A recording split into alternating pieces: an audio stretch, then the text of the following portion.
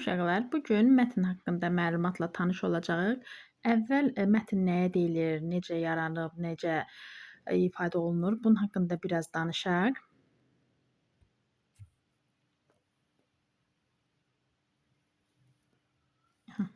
Belə hissəyə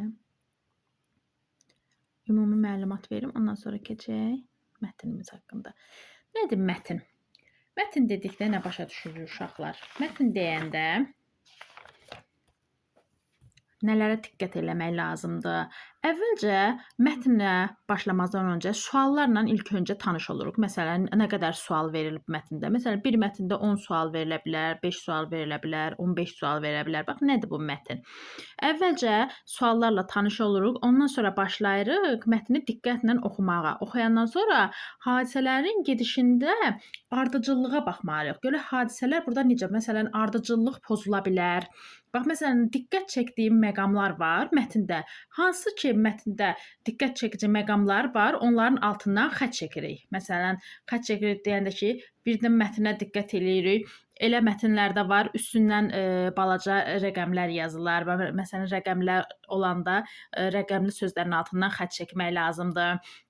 Sonra eləsində var, sözlər fərqli yazıla bilər. Məsələn, əl yazma formasında, yəni kursivlə yazılan sözlər deyilir ona. Məsələn, deyir ki, kursivlə yazılan sözün mənasını izah elə. Kursivlə yazılan sözlər deyəndə, məsələn, orada baxırıq mətnin içindəki sözlərə. Biraz maili yazıla bilər, ya əl yazması ilə, ya necə belə sözlərin altından. Hansı ki, mətndə hansı hissə ki, diqqətimizi cəlb eləyir, o hissələrin altından mətn oxuyanda xətt çəkirik ki, həll eləyəndə bizə daha rahat olsun. Yəni baxanda gözümüz tez onu görsün.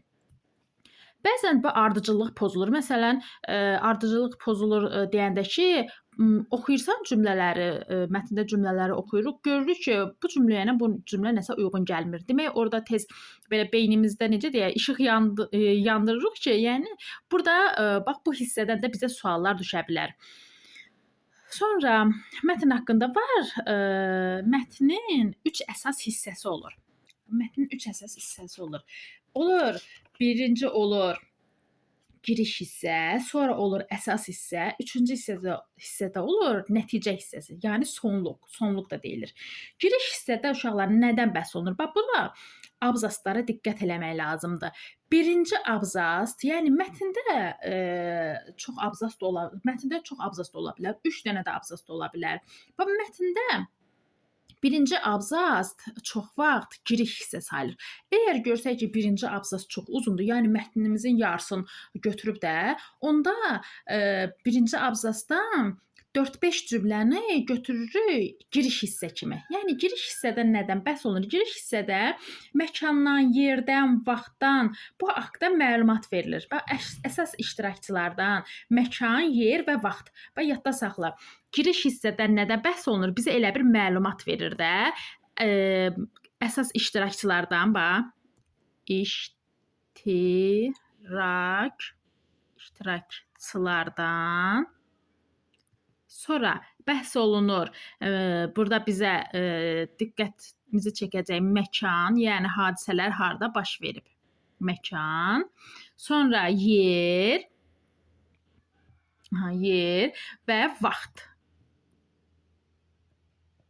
Bax, əsas giriş hissədə bizdən bax bunları soruşulacaq.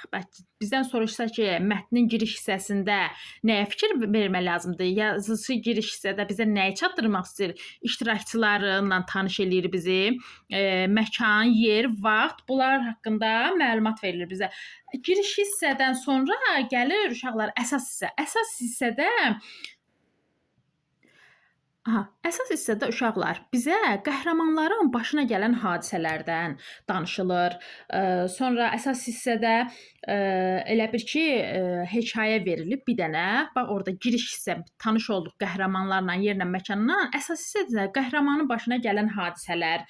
Ondan sonra mövzu ilə bağlı ətraflı izahat verilir bizə. Elə bir ki, ideyası, mətnin elə bir ideyasını yazıcı bizə çatdırır. Mətnin ideyası da deyəndə Uşaqlar, mətnin ideyası odur ki, müəllif bizə bu hekayəni yazıb verib bizə. Bu müəllif bizə nəyi çatdırmaq istəyir? Bizə çatdırmaq istədiyi fikirdir. Müəllifin bizə çatdırmaq istədiyi fikirdir. İdeya nədir? Mətnin ideyası deyəndə müəllifin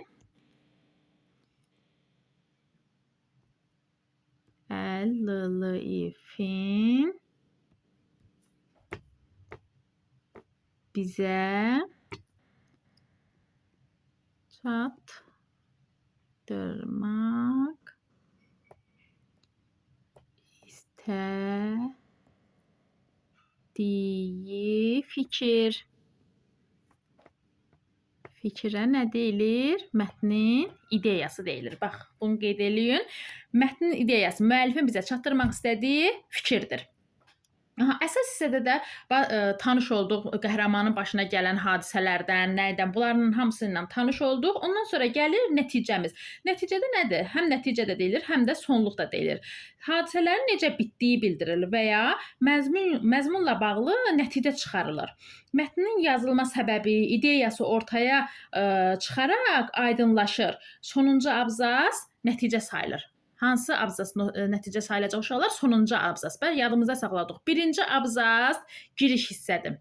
İkinci abzas, yəni həmişə birinci abzas giriş, sonuncu abzas nəticə. Ortada qalan abzaslar, ortada qalan bir dənə də abzas da ola bilər. Mətn uzunsa çox abzas da ola bilər. 2, 3, 5 və daha artıq. Yəni birinci və sonuncudan başqa ortada nə qədər abzas varsa, bu olacaq mətnimizin əsas hissəsi. Bir də uşaqlar, mətn suallarında geniş istifadə olunan sözlər var. Həqiqi və məcazi mənalı sözlər. Bax, mətndə soruşurlar. Həqiqi və məcazi mənalı sözləri soruşur bizdən. Bizə deyər ki, sözün ifadə etdiyi mənanın tapılması, yəni sözdə bir məcazi mənalı söz verər. Məsələn, deyər ki, onun soyuqdan, o darıxdığı üçün burnunun ucu göynəyirdi. Yəni, darıxdığı üçün burnunun ucu göynəyirdi, hələ darıxmaq mənasını verir də. Yəni deyir ki, onun övladından ötürü burnunun ucu göynəyirdi. Burada deyər ki, burnunun ucu göynəmək burada nə mənanı verir? Bax, burada burnunun ucu göynəmək darıxmaq mənasını verir. Yəni o övladı üçün darıxmışdı. Bir də var ki, deyər ki, buna variantlarda deyər ki, buna əks mənalı söz götür. Buna əks mənalı söz götür nə deməkdir? Bu məcazi mənalı sözə əks mənalı söz götür. Yəni əks mənalı söz o deməkdir ki, burnunun ucu göynəmək sözünə variantda əks mənalı söz götür, yəni onu həqiqi mənada işlət. Məsələn, deyir ki, onun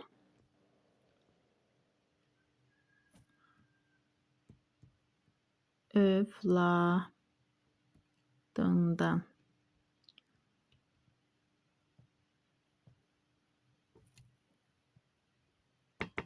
ötrü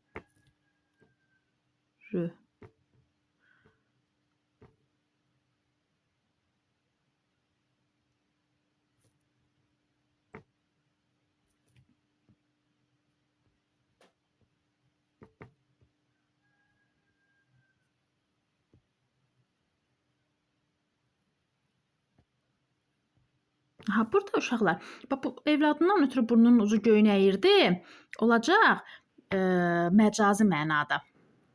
Baxın, bir dəqiqə.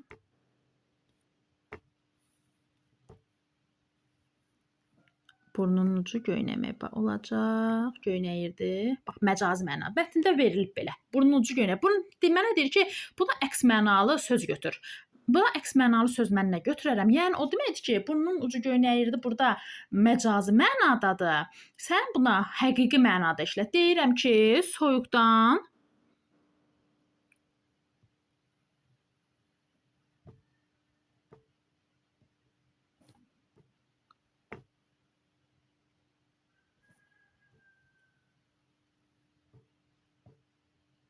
burnunun ucu göynəyirdi.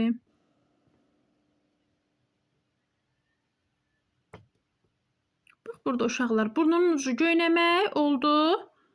Baxın, burada burnunun ucu göynəmək oldu həqiqi mənada. Yəni soyuqdan burnunun ucu göynəyirdi. Nə? Soyuq idi. burnunun da ucu göynərdi. Yəni soyuq olanda belə şaxta vuranda burnumuzu, əlimizi vururuq, belə hiss eləmirik. Elə bilirik ki, nəsə belə inciyir filan. Ha, bax o da. Bax burada burnunun ucu göynəmək oldu həqiqi mənada. Darıxdığı, bax darıxmaq mənasındadır. Onun övladından ötürü burnunun ucu göynəyirdi. Burada bax darıxmaq mənasındadır. Buruna ikinci bax burada darıxmaq mənasındadır. İkinci cümləmizdə isə həqiqi mənadadır. Yəni soyuq olduğundan onun burnunun ucu göynəyirdi. Bir də uşaqlar, məcazi mənalı sözü tapmaq üçün, yəni bu söz məcazi mənada işlənib, yoxsa həqiqi mənada işlənib, onun solundakı sözə bax. Bax, məsələn, burada deyirəm ki, burnunun ucu göynəyirdi. Ay müəllim, mən nə bilim indi burada məcazidir yoxsa həqiqi mənalıdır. Bax, onun solundakı sözə bax. Deyir, onun övladından ötürü, bax, övladından ötürü burada qoşmadır da, sözü qoşulduğu sözdən bir yerdə gedəcək. Övladından ötürü burnunun ucu göynəyirdi. Bax, övladından ötürü, ya övlad şaxta deyil, soyuq deyil, bir şey deyil ki. Bax, görürsən, övladından ötürü burnunun ucu göynəyirdi. Burada orada məcazi məna. Amma buradakı sözə baxaq. Soyuqdan burnunun ucu göynəyirdi. Burnunun ucu göynəyirdi. Burada necə bilərək ki, həqiqi mənadır? Bax, solundakı sözə baxıram. Bax, soyuqdan. Görürəm ki, soyuqdan, soyuq olduğu üçün, şaxta olduğundan, qar olduğundan, boran olduğundan burnunun ucu göynəyirdi. Görürsən, burada olacaq həqiqi mənada. Bir də uşaqlar, testlərdə verilər ki, məsələn, mətn hissələrini əlaqələndirin. Məsələn, mənə deyər ki, giriş hissə ilə əsas hissəni əlaqələndir. Bunu baxın, bunu mətn üzərində, buradakı mətn üzərində göstərim sizə. Mənə desə ki, bax burada, giriş hissə ilə əsas hissəni əlaqələndir deyəndə, bax, birinci abzas, burada indi PDF-in üzərində yazmayacaq, belə deyirəm amma. Birinci abzas burada gördük ki, bax buraya qədərdir. Sultanın gözündən salmağa çalışırdı. Bax, nəticədə, bax birinci abzasın sonunu oxuyuram. Nəticədə əyanlar kölənin əleyhinə danışmağa başlayır və onu sultanın gözündən salmağa çalışırdılar. Bax, mənə desə ki, desək ki, giriş hissə ilə əsas hissəni əlaqələndir. Bax, giriş hissənin sonuncu cümləsini, əsas hissə ikinci abzasdan başlayır da. Bir gün sultanın huzurunda bir saray sakini digərinə deyir, bax, bundan bir giriş hissə ilə, bax, birinci abzasın sonuncu cümləsi ilə ikinci abzasın birinci cümləsini götürəcəyik. Bax, bunlar bu cümlələri seçəcəyik. Yəni, yadda saxlayaq ki, uşaqlar, desə ki, mətnin tərkib hissələrin əlaqələndir deyəndə, məsələn, girişlə əsası, əsasla nəticə hissəni əlaqələndir deyəndə hansını deyirsə, birinin son cümləsini, ikincinin isə birinci cümləsini götürüb əlaqələndirik. Məsələn, bizə deyə bilər ki, giriş hissə ilə, əsas hissə ilə nəticə hissənin arasına hansı variantdakı cümlələr uyğun gələr? Bax, biz götürəcəyik. Məsələn, bura giriş deyil, məsələn, əsas hissədir. Bax, əsas hissəyə məsələn bir dənə cümlə yazılıb, axırıncı cümləsi. Bu da nəticənin birinci cümləsidir. Tutaq ki də birinci cümləsidir. Variantlarda da cümlələr verib. Biz əsas hissənin sonuncu cümləsini oxuyuruq və nəticə hissənin birinci cümləsini oxuyuruq. Nəticənin, yəni axırıncı abzasın birinci cümləsini oxuyuruq. Ondan sonra burada bizə variantlar veriləcək. A, B, C, D. Buradakı cümlələri bir dənə götürüb bunun ortasında qoyuruq. Görək ki, hansı cümlə, yəni bunların ortasına uyğun gəlsə, bu cümlələrə uyğun gəlsə, o variantı da seçirik. Aha, indi keçək mətnimizi oxuyaq, mətn üzərində izahlar verək, onda daha rahat olacaq.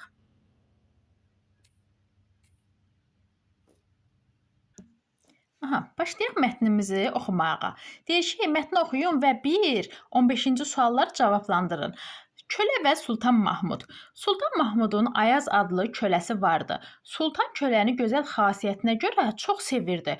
Bu kölə tezliklə sultanın etibarını qazanır ki, bütün sultanlığın vəzifəsi ona etibar edilir. Aha, bax, kölənin adı nə idi? Ayaz idi. Sultanın adı nə idi? Mahmud idi. Bax, kölənin adı Ayaz idi, sultanın adı Mahmud idi. Bax, sultan bu köləni çox sevdiyinə görə, bu deyir ki, bu kölə tezliklə sultanın etibarını qazanır ki, bütün sultanlığın vəzifəsi ona etibar edilir. Bu vəziyyəti görən saray sakinləri isə bir kölənin saray xəzinədarı, bax, sultan onu nə elan edib xəzinədar kimi Ayazı olması heç cür qəbul edilə bilmirdi. kim qəbul eləyə bilmirdi? Saray sakinləri. Nəticədə əyanlar kölənin əleyhinə danışmağa başlayır və onu sultanın gözündən salmağa çalışırdılar. Kim sultanın gözündən salmağa çalışırdı Ayazı? Əyanlar. Bir gün sultanın huzurunda, bax uşaqlar, bax birinci abzastımız var ha. Bax bu birinci abzastımız oldu bizim. Bax girişimiz, bayaq izah elədimi? Oldu bizim girişimiz. Aydın oldu. İndi ikinci abzastı oxuyuram. Bir gün sultanın huzurunda bir saray sakini, bax bura oldu, yazıram bura. Birinci abzast oldu, giriş. Bax indi bu ikinci abzastdan var ha. İkinci abzastdan başlayır bizim əsas. İndi burada qəhrəmanın başına gələnləri bizə çatdıracaqlar. Biləcəyik ki, burada nə olub, nələr baş verib. Bir gün sultanın huzurunda bir saray sakini digərinə deyir: "Kölə Ayazın tez-tez xəzinəyə getdiyini bilirsən? Əminəm ki, o xəzinədən qızıllar oğurlayır." Sultan bax burada, bax birinci abzas getdi. Bax yenə ikinci abzas bax buraydı. Bax üçüncü abzas da burada giriş hissə adlanır. Baxaq görək neçə abzasdan ibarətdir bu? Birinci abzas, ikinci abzas, üç abzasdan. Aha, bu üç abzasdan ibarət mətndir. Bu üçüncü abzasımız olacaq bizim nəticə. Bax, bura olacaq nəticə hissə. Nəticə, yəni sonluq. Bizim mətnimiz 3 abzasdan ibarətdir. Birinci abzasımız olacaq. Baxın uşaqlar, birinci abzas oldu. Bax, giriş hissə. İkinci abzas oldu. Əsas hissə. Bu sonuncu abzas sizə. Sonuncu abzasda adlanacaq bizdə nəticə. Baxaq indi. Bunları silim, yerimizə aparmasın. Sultan qulaqlarına inanmır. Bunu öz gözləri ilə görmək istəyir. Divara kiçik deşik açdırır və baş verənləri seyr etməyə başlayır. Görür ki, kölə səssizcə xəzinəyə gəlir. Qapını arxadan bağlayır və sandıqların birini açıb içində boğça çıxarır. Kölə olarkən geyindiyi cırıq-cındır paltarı çıxararaq aynanın qarşısına keçir. Öz-özünə əvvəllər bu paltarı geyindiyin günləri xatırlayırsan, satışa çıxarılan kölə idin. Allah sənə sultanın əli ilə bəlkə də heç layiq olmadığın nemətləri verdi. Heç zaman hardan gəldiyini, bir vaxtlar yoxsulluq çəkdiyini unutma. Bunu Ayaz kölə var idi ha, uşaqlar Ayaz. Gəlir orada cırıq-cırıq əvvəllər əynində olan, yəni kölə olduqları vaxtlarda olan paltar geyinir, güzgünün qarşısında durur, öz-özünə deyir. Deyir ki, unutma. Çünki mal, mülk insanın hafizəsini zəiflədir. Bax, burada mənim diqqətimi çəkdi hafizə sözü. Bunun altından xətt çəkirəm. Yəni, lazım olacaq məndə. Unutqanlığa səbəb olur. Deyir, çünki mal, mülk insanın hafizəsini zəiflədir, unutqanlığa səbəb olur. İndi çox şeyə nail olandan sonra sən də özündən zəif olanlara yuxarıdan aşağı baxma deyib, sandığı bağlayır və səssizcə qapıya yaxınlaşır. Xəzinədən çıxarkən birdən sultanla üz-üzə gəlir. Sultan gözlərini Ayaza zilləyib dayanır. Gözlərindən yaşlar axır. Danışmaqda çətinlik çəkir. Sultan Mahmud, bax bu Sultan Mahmud nədir uşaqlar? Sultan Mahmudu burada verib 2 nöqtə qoyub. Yəni Sultan Mahmud bu sözləri deyəcək. Bax, Sultan Mahmud yəni deyir: "Bu günə qədər qızıllarımın xəzinədarı idin, amma indi qəlbimin də xəzinədarısan" deyir. Bunu deyən kimdir? Sultan Mahmud. İndi keçək uşaqlar suallarımıza. Baxaq suallarımıza. Bir kölənin xarakteri nə ilə nəticələnir? Kölənin xarakteri nə idi uşaqlar? Bax, xarakter dedik ya. Xarakter izah elədik. Yəni necə idi? Xarakteri necə idi? Necə insan idi? Yaxşı idimi, pis idimi, qorxaq idimi, qəhrəman idimi? Bax, xarakter budur. Deyir, xəzinədən qızılları götürdüyü üçün cəzalanır. Mətnimizdə belə bir fikir yox idi, cəzalanmırdı. Saray xəzinədarı oldu. Sultan Mahmud saraydan qovuldu. Sultan Mahmudun qəlbini qazandı. Sultanın etibarını qazandı. Bax uşaqlar, xəzinədən qızıllar götürmədi. Bu fikir bizə lazım deyil. Bizdən deyir ki, nəticələndi. Yəni düzgün cavabları soruşur. Baxıram uşaqlar variantlara. Bir, mənə lazım olmadığı görə A-da da 1 var, B-də də 1 var. Bax, sildim bunları getdi. Görürsüz uşaqlar, belə silməklə eləyəndə variantları azalır. Variantlar azalanda da doğru cavaba daha çox çatırıq. Sonra ikinci oxuyuram. Saray xəzinədarı oldu. Bəli, burada var idi ki, Sultan Mahmud deyir ona etibar elədiyinə görə neynəmişdi onu? Saray xəzinədarı. Xəzinədar nədir? Qızıllara baxan adam seçmişdi. Bax, 2 mənə lazımdır. Sonra Sultan Mahmud saraydan qovuldu. Sultan Mahmud saraydan necə qovula bilər ki? Sarayın padşahı, şahıdır. O necə qovula bilər ki? Bu fikir də mənə lazım olmadığı üçün bax, üçüncü fikri də silirəm. Qaldı bir dənə C variantı yerdə. Sultan Mahmudun qəlbini qazandı. Bəli,